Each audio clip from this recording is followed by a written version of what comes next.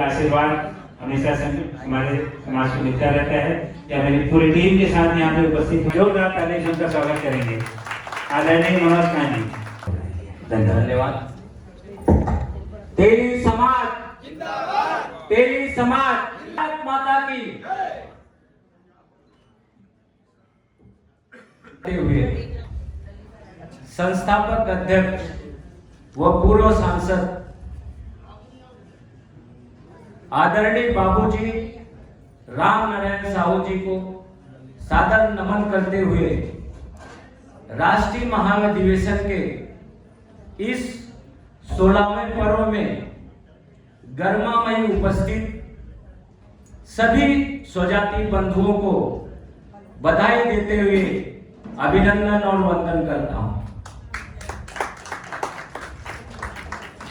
संचालक महोदय, आज इस सभागार को सुशोभित कर रहे राष्ट्रीय अध्यक्ष डॉक्टर उमेश नंदलाल साहू जी, संजय साहू जी, युवा प्रदेश अध्यक्ष यूपी पिछड़ा आयोग सदस्य उत्तर प्रदेश श्री रमाल शंकर साहू जी, उपाध्यक्ष श्री एबीपी न्यूज रोहित गुप्ता जी,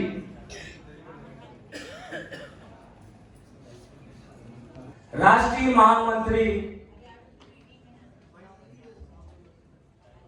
संगठन श्री सुनील साहू जी, राष्ट्रीय महासचिव श्री सतीश गांधी जी, राष्ट्रीय महासचिव श्री नरेंद्र साहू जी, राष्ट्रीय युवा उपाध्यक्ष श्री एसपी गुप्ता जी और इस कार्यक्रम का आयोजन कर रहे राष्ट्रीय उपाध्यक्ष श्री अशोक सरजू प्रसाद साहू जी, साथ में उनके सहयोगी राष्ट्रीय महिला अध्यक्ष श्रीमती रेखा साहू जी व वैश्य साहू समाज रायपुर के सभी पदाधिकारीगण, मुंबई से आए हुए राष्ट्रीय महिला उपाध्यक्ष श्रीमती प्रमिला गुप्ता जी, राष्ट्रीय महिला सचिव श्रीमती गीता परदेसी जी, सह युवा अध्यक्ष जितेंद्र गुप्ता जी, महामंत्री श्री अशोक गुप्ता जी, श्री संतोष गुप्ता जी, श्री संजय गुप्ता जी, अन्य उपस्थित राष्ट्रीय व प्रदेश पदाधिकारीगण तथा इस कार्यक्रम को सफल बनाने वाले कार्यकर्तागण, जिनका कार्य तो दिखता है लेकिन करता नहीं दिखता, इन सभी का अभिनंदन और वंदन करता हूं। दोस्तों, समाज और परिवार में प्यार बांटते हुए मैं आपको कुछ कहना चाहता हूं। हो सके तो मुस्कुराहट बांटिए, हो सके तो मुस्कुराहट बांटिए, रिश्तों में कुछ सरसराहट बांटिए, रिश्तों में कुछ सरसराहट बांटिए। नीरस सी हो चली है जिंदगी बहुत, नीरस सी हो चली है जिंदगी बहुत, थोड़ी सी इसमें शरारत बांटिए। सब यूं ही भाग रहे हैं परछाइयों के पीछे, सब यूं ही भाग रहे हैं परछाइयों के पीछे। अब सुकून की कोई इबादत बांटिए। जिंदगी यूं ही न बीत जाए गिले शिकवों में, जिंदगी यूं ही न बीत जाए गिले शिकवों में। बेचैनियों को कुछ तो राहत बांटिए, बेचैनियों को कुछ तो राहत बांटिए, हो सके तो मुस्कुराहट बांटिए।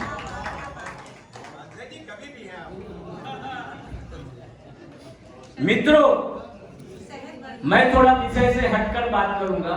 विषय पर बहुत लोग बोलने वाले हैं तो मैं विषय पर बात नहीं करूंगा। इसके लिए मैं आयोजक मंडल से क्षमा चाहूंगा। मित्रों, विगत कई राष्ट्रीय अधिवेशन को में उपस्थित होने का मुझे अवसर प्राप्त हुआ। अधिवेशन सफल रहा, हम मिले, आप मिले, लक्ष्य भी समानता से चर्चित हुआ। चर्चा होना ही पर्याप्त नहीं है।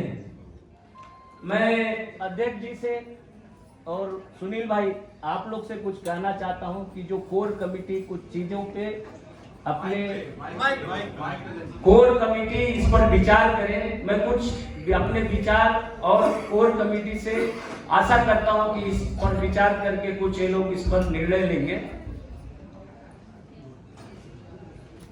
अधिवेशन सफल रहा, हम मिले, आप मिले, लक्ष्य भी समानता से चर्चित हुआ। चर्चा होना ही पर्याप्त नहीं है, उस पर सार्थक कदम उठाया जाना शेष रह जाता है। हम अपने व्यस्तता में समाहित हो जाते हैं।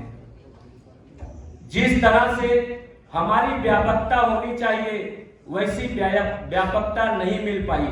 यह विचारणीय विषय है, हमें इस पर विचार करना चाहिए।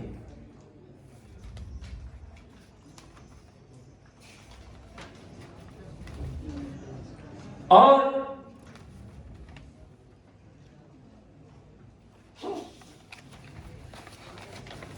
चिंतन होना चाहिए, अधिवेशन होना चाहिए, लेकिन उसके साथ ही साथ प्रशिक्षण भी होना चाहिए। आज हम सभी पदाधिकारियों को, इवन मैं महाराष्ट्र प्रदेश अध्यक्ष हूं, मुझे यही नहीं पता है कि मेरे कार्य क्या है और मेरे दायित्व क्या है। इस सभी का प्रशिक्षण योजनाबद्ध तरीके से होना चाहिए। आज तक राष्ट्रीय स्तर पर न ही राज्य स्तर पर कोई, न ही जनपद स्तर पर यह प्रशिक्षण शिविर हुआ है जो हमारी व्यापकता को बाधित कर रही है। क्योंकि हमारी आज की उपस्थिति राष्ट्रीय है। हमें आज के अधिवेशन से आदरणीय बाबूजी राष्ट्रीय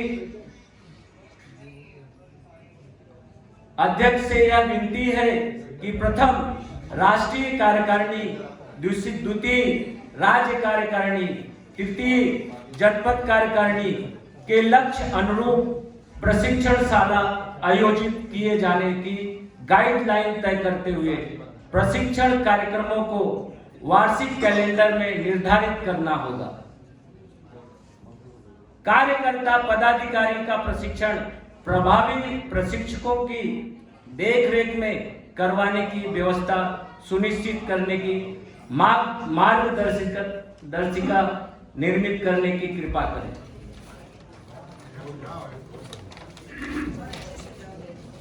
और इन्हीं अपनी मांग के साथ यह भी कि हमने एक अधिवेशन से दूसरे अधिवेशन के अंतराल में क्या क्या पाया और क्या पाना शेष रह गया, इस पर चिंतन अवश्य होना चाहिए।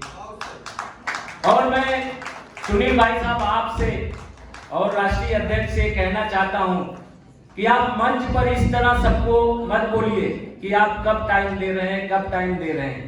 आपका कार्य है कि राज्य के प्रदेश अध्यक्षों से आप समन्वय कीजिए और उनको वहां प्रेशर कीजिए कि आप कब मीटिंग कर रहे हैं, हम लोग कब आए। ये मंच नहीं है कि आप उनसे सभी से ये बोलिए कि आप कब दे रहे हैं समय, कब हम आए।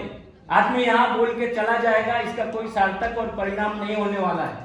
परिणाम तब होगा जब आप अपने यहाँ से, अपने ऑफिस से उनसे बात करेंगे कि हम लोग आना चाहते हैं, आप कब कमेटी का, कार्य समिति का बैठक कर रहे हैं। उसको टाइम नहीं लगता है, 5 दिन लगता है, क्योंकि पदाधिकारी सारे एकत्रित होते हैं, उनको टाइम नहीं लगता 25 आदमी को इकट्ठा करने के लिए। आप अपना समय देंगे, हर प्रदेश अध्यक्ष आपके समय टाइम पे सभी को बुला करके एक छोटा सा मीटिंग लेके राज्य की कार्यकारिणी का मीटिंग बैठक आपके साथ कर सकता है।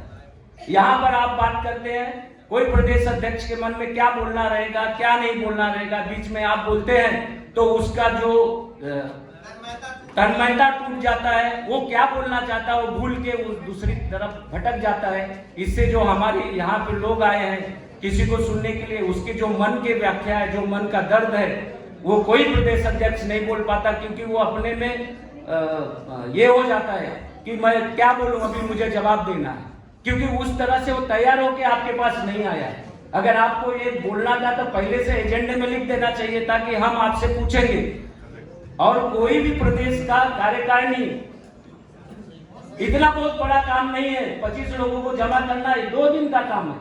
आप कब समय दे रहे हैं, आप बताइए। मैं इन्हीं शब्दों के साथ अपने वाणी को विराम देता हूं। धन्यवाद। धन्यवाद रतिलाल जी।